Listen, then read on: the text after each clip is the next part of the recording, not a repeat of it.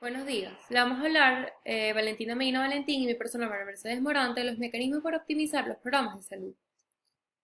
Le vamos a hablar inicialmente de la comunicación y la motivación. De esto se va a discutir al respecto de la comunicación. Primero vamos a ver qué es el concepto de comunicación, y esto es una actividad innata y necesaria basada en la aptitud de intercambiar información, mediante la interacción interhumana entre dos o más participantes. Es importante considerar que el humano es un ser social, y que por supuesto para comunicarse con otras personas requiere de este proceso de interacción, el cual está dado en un cierto contexto.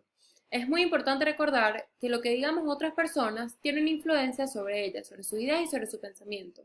Y es muy importante también que la conducta, nuestra manera de actuar, de movernos, también forma parte de la comunicación.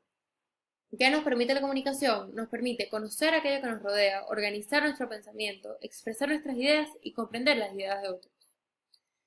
Al hablar de la comunicación, es importante hablar del lenguaje, como un sistema de expresión, representación y comunicación que se apoya en un conjunto de signos y reglas formalmente descritas. Es la emisión de señales para dar a conocer un mensaje. Entre sus funciones se encuentra que es instrumental, es decir, lo utilizamos para comunicarnos, regulador, ya que nos permite dirigir, establecer ciertas pautas, normas, para interaccionar, es decir, para conocer a otras personas, personal, para decir cosas de nosotros, nuestras ideas, pensamientos, heurístico, para hablar al respecto de nuestros descubrimientos, imaginativo, para plasmar nuestras ideas, e informativo, para comunicar hechos o datos a otras personas. ¿Cuáles son los componentes de la comunicación? Inicialmente tenemos un emisor, quien es quien envía un mensaje, ya sea con sus conocimientos, experiencias previas, sentimientos, actitudes, emociones, y esta idea formada es codificada en forma de mensaje, el cual viaja a través de un canal o medio, el cual puede ser un símbolo, un lenguaje, un código, eh, la computadora o un celular con el auge de la tecnología, y este mensaje es recibido por un receptor, el cual decodifica el mensaje y en base a sus conocimientos, experiencias, sentimientos, actitudes y emociones, él reconstruye esta idea. Posteriormente selecciona y clasifica aquello que es de interés y registra esta información o descarta la misma si no es de su interés. ¿Cuáles son las teorías y modelos de la comunicación? Inicialmente es mencionar que McQuail establece que las teorías y los modelos son conjuntos de ideas que pueden ayudar a explicar un fenómeno y predecir una consecuencia. Y estas son importantes ya que estudian la capacidad que poseen algunos seres vivos de poder relacionarse con otros, intercambiando información, estableciendo así un comportamiento comunicativo. Inicialmente les voy a hablar de la teoría de la aguja hipodérmica, y esta habla de la comunicación en masas, es decir, en grandes grupos poblacionales. Y en este utilizan el término inyectar información. ¿Por qué esto? Porque es unidireccional. Un emisor envía un mensaje a través de un medio de comunicación y actúa sobre un público el cual es pasivo. Simplemente recibe este mensaje y no hay un feedback al emisor, es decir, no hay un proceso de interacción. Y esto se explica mediante la tuba de Schramm, en el cual se puede observar que hay un intérprete que envía un mensaje codificado y se envían muchas veces ese mensaje idénticamente a las personas, esperando tener una respuesta única y predeterminada por parte del emisor, es decir, requiere cierta inteligencia por parte del emisor del mensaje. Luego tenemos el funcionalismo de Laswell y Wright, establecido en 1948, en el cual habla de que los medios de comunicación buscan persuadir y entretener al espectador mediante la respuesta de 5 preguntas. ¿Quién dice la información? ¿Qué es lo que busca decir? ¿En qué canal lo transmite? ¿A quién está dirigida esta información? ¿Y qué efecto busca tener este mensaje? Luego tenemos el positivismo de 1940 a 1960, el cual habla de objetividad y neutralidad por parte de los medios de comunicación al transmitir un mensaje. Es decir, estos narran los hechos sin explicar causas o consecuencias del mismo. Es decir, proclama una separación de la información con la opinión de aquellas personas que buscan emitir este mensaje. Es decir, no hay interferencia de opiniones, no hay interpretaciones o juicios de verdad al respecto de la información brindada. Luego tenemos la teoría crítica de la sociedad de 1960 a 1980 por Max Horkheimer y Theodor Adorno, y establece cómo la burocracia influye en los demás, es decir, cómo una persona de mayor poder influye o domina a aquella persona de menor poder. Es decir, esta acusa de los medios de comunicación de manipular ideológicamente a las masas, ya que por supuesto los medios de comunicación estaban dominados por aquellas personas de mayor poder, y el mensaje era enviado a personas de menor poder, el cual era predeterminado de modo de buscar una respuesta en específico y que conocieran ciertos detalles. Luego tenemos el modelo SMCR de Berlo en 1947, que este establece los conceptos de senses, correspondiente a la S, source, que es el medio, message, que es el mensaje, channel, que es el canal a través del cual se transmite el mensaje, receiver, que es la persona que recibe el mensaje, y este estudia el comportamiento al momento de comunicarse, y estudia la tecnología como un medio de comunicación. Luego tenemos el modelo de Shannon y Weaver en 1947, que aporta nuevos conceptos al previo modelo de Berlo, es decir, que hay una fuente de información con un código, es decir, un mensaje codificado, que el cual es codificado por un encodificador, el cual viaja a través de un canal, crea un ruido y luego es decodificado por el receptor del mensaje. Luego tenemos la teoría de la influencia personal, que es por Katz y Lagerfeld, que habla de la importancia que le damos a los medios de comunicación en la información transmitida. Es decir, cada persona decide qué tan importante y qué tan determinante es para ellos la información aportada por estos medios de comunicación. Por último, tenemos la teoría de la comunicación humana en 1981 por Paul Watzlawick, que habla de que la comunicación es un hecho voluntario, es un hecho obligatorio y necesario.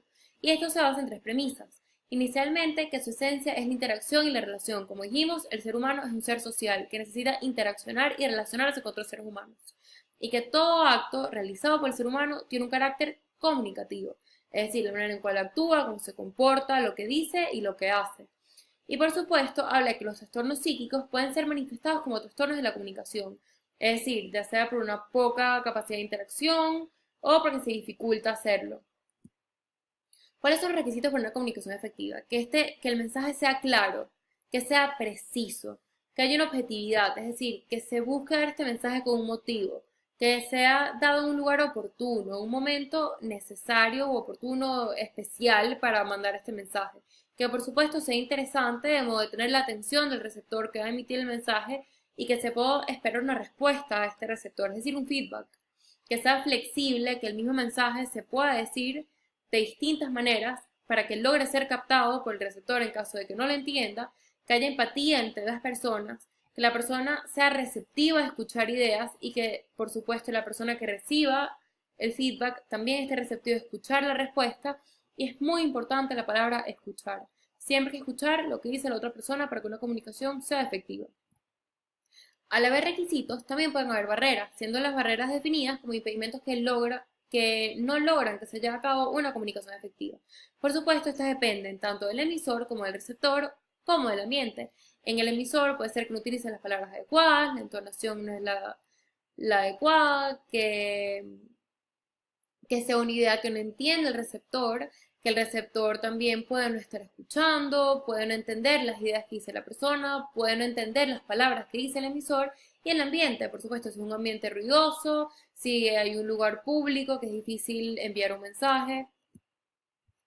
Por último, en la comunicación tenemos cuáles son los instrumentos comunicacionales, y según Harry Prost, en 1972 estos pueden ser primarios, es decir, biológicos, que son cara a cara, no utilizan máquinas; secundarios, en los cuales usan técnicas por parte del emisor, es decir, ya sea enviar una carta, algún mensaje a través de una persona; o terciario, con el uso de máquinas, que es muy importante con la voz de la tecnología, tal como es el fax, el email, cadenas de mensaje por el teléfono.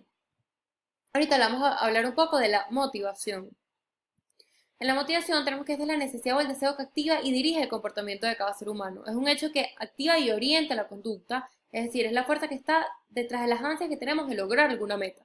Para alcanzarla, por supuesto, las personas tienen que tener una suficiente activación y energía, tienen que tener un objetivo claro por el cual canalizar esta activación y esta energía y tener la capacidad y la disposición de aplicar esta energía durante un periodo necesario para cumplir su meta.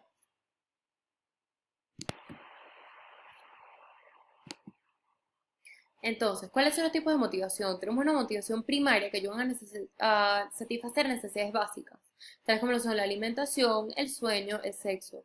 Y luego tenemos una motivación secundaria, las cuales son adquiridas o aprendidas, y pueden estar relacionadas o no a las necesidades básicas. Hay distintas teorías de la motivación. Voy a iniciar con la teoría de los instintos, que se basa en la psicología evolucionista basada en el darwinismo, en el siglo XIX. Y Timberger en 1951 explica el instinto como una conducta compleja, fijada a través de una especie y que no es aprendida, es decir, es innata. Entonces, esto explica que una conducta es controlada por fuerzas biológicas y que la motivación que tiene esa persona explica su manera de actuar. Y por supuesto, los instintos de la persona impulsan sus distintas conductas. Luego tenemos la teoría de la reducción de los impulsos, que esta aparece luego de que la anterior falla. Entonces, esta simplemente indica que la necesidad que tiene una persona crea un impulso que lleva a una motivación para satisfacer la necesidad de esta persona y que el objetivo es fisiológico, es lograr una homeostasis y que hay un mayor impulso si la necesidad que tiene la persona más el incentivo de lograr alcanzarla se unen. Luego tenemos la teoría de la excitación, en la cual el humano no solo busca cumplir o satisfacer sus necesidades fisiológicas, sino que aparte busca experimentar, busca ser estimulado. Es decir, el ser humano busca tener un nivel óptimo de estimulación para actuar. Entonces, ¿qué ocurre? Si tenemos un bajo nivel de estimulación, ocurre el aburrimiento. Y si tenemos un nivel muy alto de estimulación, hay estrés. Y de ambas maneras no se cumple lograr la meta. De acuerdo a Maslow, tenemos una jerarquía de las necesidades, en las cuales algunos son más importantes que otros hasta que los primarios son satisfechos. En la base de la pirámide tenemos las necesidades fisiológicas o básicas, como lo dije previamente. Son la alimentación, la salud, la respiración, el descanso y el sexo, el sueño. Luego tenemos la necesidad de seguridad, en la cual el ser humano busca sentirse seguro, protegido, tener una vivienda, tener un empleo. Luego tenemos necesidades sociales, por ejemplo, un desarrollo efectivo, asociarse con otras personas, ser aceptado, recibir afecto, tener intimidad sexual. Luego tenemos la necesidad de autoestima, en la cual el ser humano necesita ganar confianza en sí mismo, quiere ser respetado por otros, busca tener éxito. Y por último, la necesidad de autorrealización, en la cual el ser humano busca desarrollar todas las capacidades a su máximo. ¿Cómo se puede motivar en administración? Motivar en gerencia es inspirar un individuo o un grupo para promover la obtención de los mejores resultados. ¿Cómo lo podemos hacer? Hay que conocer los distintos impulsos que guían la conducta de cada persona y descubrir cómo es la mejor manera de motivarlos. Para hablar de esto hay que hablar del ciclo de la motivación, en el cual, de acuerdo a la personalidad del individuo, hay que conocer cuáles son sus deseos y necesidades, y de modo que con esta motivación obtenida hay que cumplir objetivos y metas. ¿Cómo es la motivación laboral? La motivación laboral depende tanto del trabajo como de los amigos que rodean a esta persona, como de su familia. Es decir, esta persona recibe estímulos de todas estas personas que pueden hacer o que se desempeñe de manera óptima o que no se desempeñe de manera óptima en su trabajo. ¿Cuáles son las estrategias para que esta persona se desempeñe de manera óptima? Bueno, identificar primero a la persona que requiere motivación, que la necesita. Luego hay que observar y analizar cómo son sus hábitos, cómo se comporta. Luego hay que determinar cuáles son las necesidades de cada persona. Como lo mencioné previamente, cada persona tiene necesidades distintas, ya sea estabilidad económica, mantener una familia, la autorrealización como profesional, luego elegir el mejor método de estimulación y realizar un seguimiento del comportamiento del individuo, es decir, ver si esta motivación logró cumplir su meta o no lo logró y se debe emplear alguna otra estrategia. Como lo dije previamente, es muy importante reconocer que cada individuo cumple una función específica dentro de un grupo que permite el adecuado y óptimo funcionamiento del mismo. Por lo tanto, lo mejor es que todas las personas trabajen de la mejor manera posible para lograr los mejores resultados a nivel laboral. Hablando un poco del ciclo ORPRO de la motivación laboral, este indica que cuando hay una desmotivación laboral, como lo dije antes, hay que analizar la personalidad del individuo, hay que aceptar que esta persona debe recibir estimulación, hay que estimularlo, ya sea mediante la autoestimulación de la persona o que uno le imponga o le proponga esta estimulación a través de otra manera y que luego esta persona fije cuáles son sus deseos, fije cuáles son sus necesidades, oriente sus energías hacia ellos y por ende tenga un resultado útil, es decir, una motivación laboral. Los tipos de motivación laboral puede ser una mejoría de las condiciones, un enriquecimiento del trabajo, es decir, darle más tareas a esta persona o tareas adecuadas a lo que él realiza. Hay que adecuar el personal a realizar el trabajo a hacer, es decir, cada persona realiza un trabajo específico para el cual está entrenado. Por supuesto, hay que participar, hay que delegar, hay que reconocer el trabajo efectuado por la persona, hay que evaluar su rendimiento y hay que establecer objetivos. Luego de tocar dos aspectos tan importantes como la comunicación y la motivación, vamos a hablar de qué es el equipo de salud como tal, cómo se produce su inducción, su adiestramiento y su capacitación. Aquí observamos los diferentes puntos que vamos a tratar a través de esta exposición. La OMS define al equipo de salud como un sistema organizativo de utilización de los recursos humanos, ideal para aplicarse en los diferentes centros de salud y se recomienda para lograr una atención primaria de salud eficiente. El equipo de salud está conformado por un conjunto de individuos que trabajan en el centro de salud, sin importar el área de procedencia, ya sea biológica o administrativa. El mismo debe ser flexible, es decir, no importa si trabajas en el área médica o trabajas en el área administrativa, posees la misma importancia dentro del equipo de salud. ¿Cómo trabajar? Se deben tener claros todos los objetivos y las tareas de cada individuo, entender las responsabilidades y las responsabilidades deben ser acorde a las diferentes capacidades que posee cada individuo. Todos tienen responsabilidades en el resultado final. Es decir, si el objetivo final no se logra, no se logró porque no había un buen trabajo de equipo. ¿Cuál es la importancia del equipo de salud? El equipo de salud, al estar formado por diferentes individuos, utiliza el tan importante recurso humano, que es lo más valioso que posee cualquier institución. Y por lo tanto, todo aquello que haga el bienestar favorecerá a la institución. Por lo tanto, la comunicación en el interior de los equipos de salud es un medio fundamental para alcanzar los diferentes objetivos y de este modo brindar una mayor eficacia para la atención de tanto de los individuos, es decir, el paciente, los familiares y las diferentes comunidades. Sin embargo, al haber diferentes personas, están más expuestas a problemas, lo que provoca una insatisfacción que se terminará traduciendo en la desmotivación y el deterioro de la calidad de atención del usuario. Hay algunas premisas esenciales del equipo de salud, las cuales fueron delimitadas por Martin Zurro. Martin Zurro decía que el equipo de salud debía realizar un trabajo coordinado, sin embargo, no debe ser jerarquizado. Esto quiere decir que ningún profesional puede tener una situación superior sobre otro miembro de salud. El título de cada uno de los miembros no llevará a un grado de jerarquía. Los miembros del equipo deben tener una amplitud de miras, una flexibilidad suficiente para aceptar nuevos ingresos y la adaptación para modificar funciones y posiciones dependiendo del trabajo que se deba llevar a cabo. ¿Cómo lograr que el equipo funcione? Mediante cuatro pilares. Debe haber una buena relación interpersonal, una buena comunicación entre los miembros del equipo, los objetivos deben ser comunes y aceptados por todos y debe haber una correcta clarificación de los roles profesionales. ¿Cómo lograr una buena relación interpersonal? Mediante las actitudes y el comportamiento adecuado de los diferentes miembros de salud. Debe crearse un grado de empatía, una comprensión y la tolerancia. Todos estos aspectos deben estar presentes en los diferentes funcionarios de salud.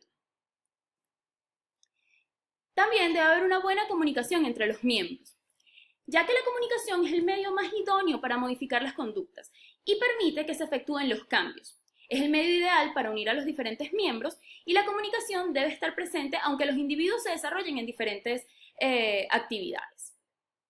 ¿Cómo se logra esto si se trabaja en diferentes departamentos? Se debe realizar reuniones frecuentes, el contacto debe ser permanente, se debe realizar periódicos que expliquen la evolución de los diferentes programas en la institución y una reorientación de acciones y tareas. Por lo tanto, conseguir los propósitos comunes con eficacia y eficiencia. Los objetivos comunes deben llevarse a cabo para que cada miembro los conozca. De este modo, llegar a la tarea acordada. ¿Cuál es la relación que tienen los objetivos con cada persona? Debe estar claro, las funciones propias y las de los demás también deben ser conocidas por los diferentes miembros del equipo y el establecimiento de actividades programadas, para este modo determinar las metas, actividades y normas de cada profesional. Por último, debe haber una correcta clarificación de los roles profesionales. Por lo tanto, cada profesional debe realizar sus tareas mediante la delimitación adecuada de las tareas, en función de las distintas formaciones que posee cada miembro del equipo. Se deben superar todas las barreras que dificulten el conocimiento sobre el papel que se desempeña cada persona en el equipo de salud. Bien, se debe realizar una inducción a todo nuevo miembro del equipo de salud. Las inducciones son programas que se llevan a cabo para que el nuevo miembro conozca sus funciones y se integre a su puesto de trabajo. Se deben responder las diferentes interrogantes lo más rápido posible, ya que todo nuevo empleado va a tener muchas preguntas acerca de la institución.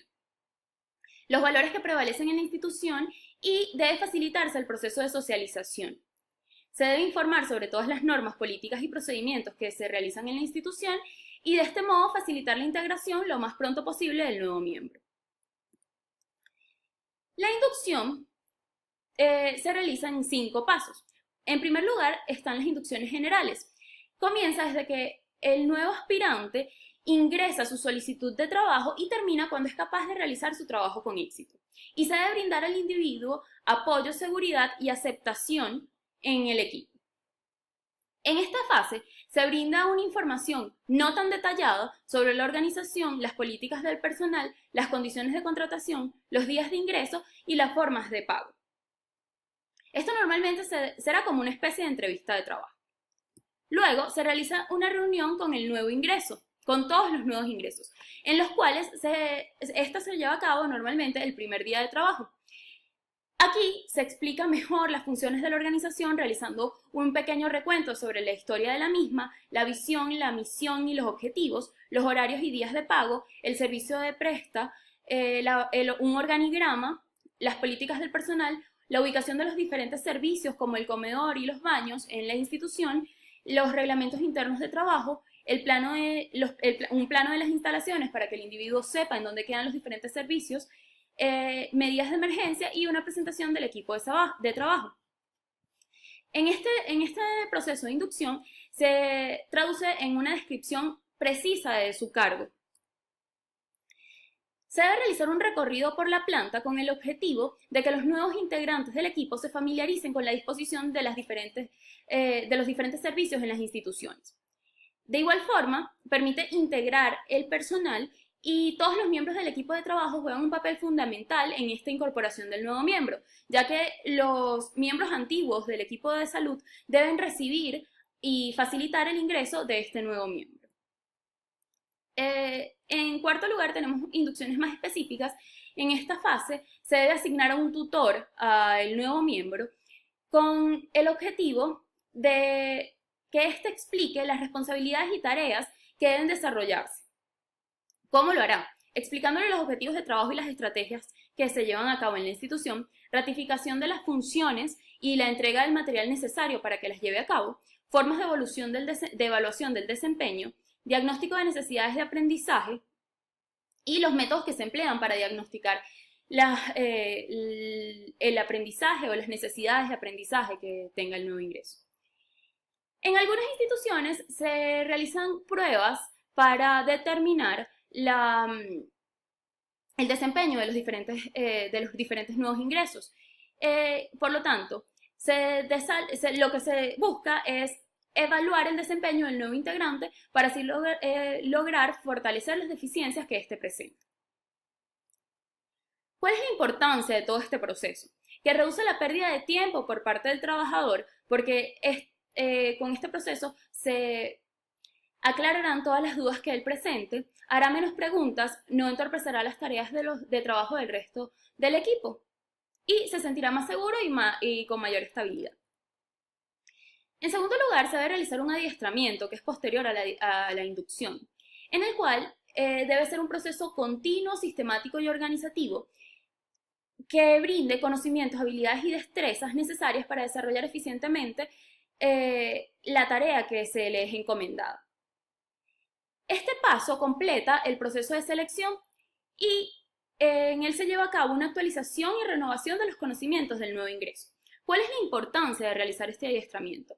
Permite el crecimiento y el desarrollo del proyecto, el recurso humano estará capacitado desde todos los puntos de vista, permite desarrollar, capacitar y actualizar al personal y brinda a los individuos las destrezas necesarias para desempeñar eficazmente sus funciones. ¿Cuáles son los objetivos del adiestramiento? Incrementar la productividad, promover la eficiencia, la preparación que permite el desarrollo de trabajo con mayor responsabilidad, brindar mayor seguridad a la hora de realizar un trabajo, ayudar a desarrollar condiciones de trabajo más satisfactorias, contribuye a la reducción de abandonos de puesto de trabajo, reduce los costos de aprendizaje y contribuye a la reducción de accidentes laborales. ¿Cuándo existen las necesidades de adiestramiento? Bien, cuando hay una falta de conocimiento, habilidad o destreza y cuando el fin común no puede ser alcanzado. Esto nos indica que debe realizarse un adiestramiento del personal de salud. ¿Cuáles son las técnicas para definir las necesidades de adiestramiento? En primer lugar, Recursos Humanos debe realizar un análisis del puesto, en el cual se aclarará cuál es la misión del cargo, es decir, visualizar los aspectos básicos requeridos en el cargo, las funciones y tareas que deben realizarse en el cargo, los tipos de relación de trabajo y la comunicación que tendrá el empleado, es decir, con quién debe tener comunicación más estrecha, y los perfiles del cargo, es decir, los requisitos que requiere el nuevo individuo para entrar al equipo de salud.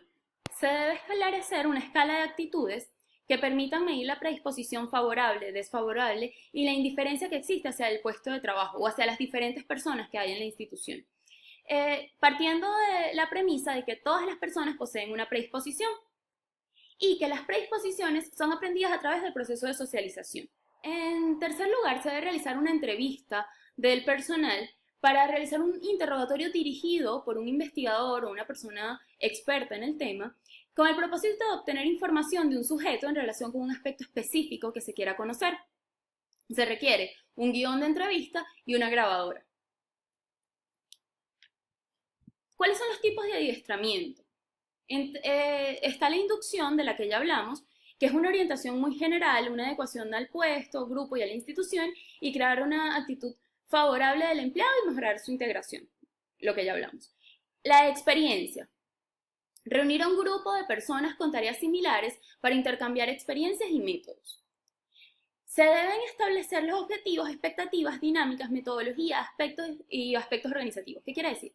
Unimos a todo el personal de enfermería y todo el personal de enfermería debe aprender o adiestrar o crearse un adiestramiento a partir de lo que se quiere lograr. Igual con el personal médico y con los diferentes rubros.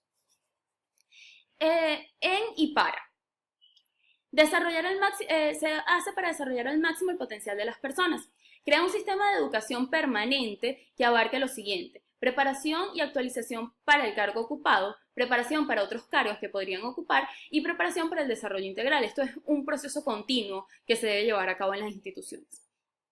En tercer lugar, tenemos la capacitación del personal, que es un proceso que está orientado a satisfacer las necesidades de las organizaciones para incorporar conocimientos, habilidades y actitudes a sus diferentes miembros. Esto es parte de un proceso natural de cambio, crecimiento y adaptación a nuevas circunstancias internas o externas. ¿Qué se debe evaluar? Las competencias que tengan las personas, es decir, las habilidades y los conocimientos. Y en base a esto, poner en la balanza las necesidades de la institución, es decir, la misión, el entorno y las estrategias que se llevan a cabo en ella. ¿Cuáles son los beneficios de realizar una capacitación de personal? Mejora los resultados, hay un mejor conocimiento de las tareas, procedimientos y funciones, mejora el clima organizacional y aumenta la satisfacción del personal, ayuda a que todos se identifiquen con los objetivos comunes, fomentan la autenticidad y la cordura y la confianza, proporcionan información sobre necesidades futuras, se agiliza la forma de la toma de decisiones y las soluciones de problemas, se produce una reducción de costos, se promueve la comunicación y reduce las tensiones y permite el manejo de las áreas de conflicto. Por lo tanto, se incrementa la productividad y la calidad. ¿Cuáles son los beneficios a nivel de las diferentes personas? Ayuda a una mejor toma de decisiones y al mejor manejo de los problemas. Contribuye contribuye positivamente en el manejo de los conflictos y las diferentes tensiones, mejora las aptitudes comunicativas, sube el nivel de satisfacción con el trabajo realizado y desarrolla un sentimiento de progreso en muchos campos. Es decir, facilita el logro de las metas individuales. Y en cuanto a las relaciones humanas, relaciones internas y externas y en la adopción de políticas, mejora la comunicación entre grupos y entre individuos, ayuda a la orientación de los nuevos integrantes del equipo, hace visibles las políticas de la institución, proporciona una nueva atmósfera para el aprendizaje y convierte a la institución en un entorno de mejor calidad para el trabajo. Entonces, ¿qué hace? Alienta la cohesión del equipo. Por último, ¿cómo desarrollamos una estrategia de enseñanza que nos permita como un mecanismo para optimizar estos programas? ¿Por qué deben desarrollarse estas opciones formativas del equipo de salud? Porque los trabajadores deben tener un dominio de la ciencia y de la técnica. Deben actuar con iniciativa propia, pero de manera reflexiva. Y deben tener un compromiso con la salud de la población. Una responsabilidad ética y la participación institucional es sumamente importante. Se debe desarrollar un comportamiento solidario y transformador en los diferentes trabajadores, además de un sólido conocimiento profesional, una actitud reflexiva frente a la propia práctica. Toda práctica pedagógica se asienta en determinados supuestos respecto del significado que tiene enseñar y aprender. Toda acción pedagógica supone la opción de un determinado modelo de enseñanza-aprendizaje, y toda práctica de capacitación produce cierto efecto, algunos explícitamente buscados y otros implícitos no previstos. Estos son 3 puntos que siempre se deben tener en cuenta a la hora de instruir o capacitar a un equipo. ¿Cuáles son los diferentes modelos pedagógicos con los cuales contamos? En primer lugar, tenemos el modelo pedagógico de transmisión. ¿Cómo funciona esto? Tenemos un formador, que es la A, y un formado, que es la B. La relación es: el formador forma al formado. Es decir, profesor-alumno. Alimentador, alimentado, dador, receptor, superior e inferior. Este es el modelo que es normalmente utilizado en las escuelas básicas, ya que hay una maestra que le enseña a sus alumnos. Los alumnos solo escuchan, no intervienen. En segundo lugar, tenemos el adiestramiento, que a través de un estímulo se produce una respuesta, y esta respuesta puede traducirse en un premio o castigo de la persona que realiza el estímulo. Este estímulo debe repetirse y debe obtenerse una respuesta. Y dependiendo del premio o el castigo, el individuo decidirá qué respuesta adoptar. En tercer lugar, tenemos la problematización, en la cual el individuo es capaz de observar el problema. ¿Cómo? Reflexionando sobre la propia práctica, identificando el problema, teorizándolo, creando una hipótesis de resolución y practicando la transformación de su actividad para de este modo eliminar el problema. Este modelo es el que más debería aplicarse en salud, ya que permite que los diferentes miembros de salud mejoren su aprendizaje a través del reconocimiento de sus propios defectos. Como conclusiones tenemos que, además de lo señalado durante toda esta exposición, es indispensable que como parte del modelo haya un estímulo del trabajo en equipo que fomenta la identificación institucional, y dentro del grupo haya la tolerancia para entender que, aunque las opciones y expectativas no sean iguales, la fortaleza de la resultante depende no solo de las similitudes, sino también de las diferencias. En otras palabras, que cada uno de los integrantes del equipo entienda que la heterogeneidad de los componentes, cuando estos se complementan, pueden resultar la homogeneidad del producto final. Muchísimas gracias.